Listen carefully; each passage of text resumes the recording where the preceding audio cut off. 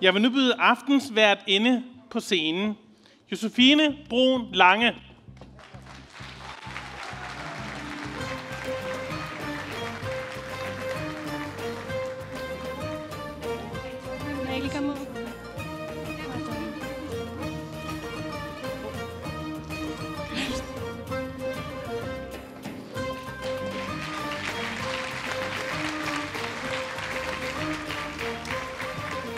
Det er en fornøjelse at se dig i dag, Josefine. Jamen, det er en stor ære for mig at være aftens værtinde sammen med dig, Aykut, foran disse fantastiske gæster og unge deltagere.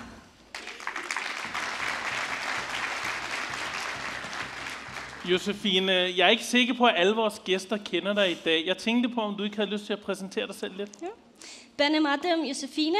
Bugün Dil ve Kültür Olimpiyatlarının sunuculuğunu elimden geldiği kadar yapacağım ve çok heyecanlıyım.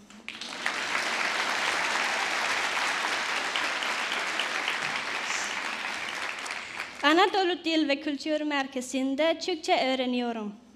3 yıl önce ailemiyle Bodrum'a gittim. Türkçe dilli ve Türkçe müziği dinlemiştim ve çok sevdim. Sonra Danimarka'ya geldiğimde Türkiye'yi özledim.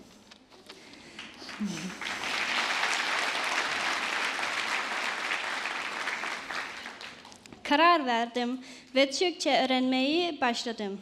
Danimarkalı ve Türkiye'li arkadaşlar bana yardım etti ve Ekim 2013'te Anadolu Dil ve Kültür Merkezi'nde başladım.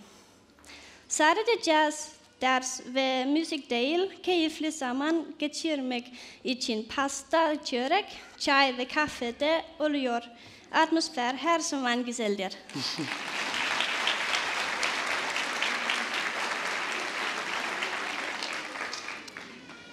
Det bliver et meget spændende program i dag, og jeg kan slet ikke vente med at starte.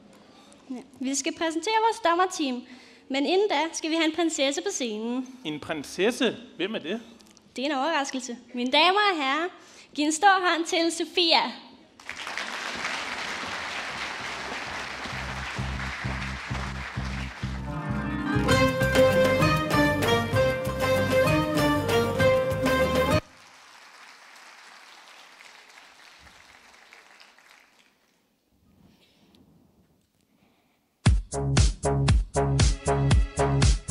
It's been said and that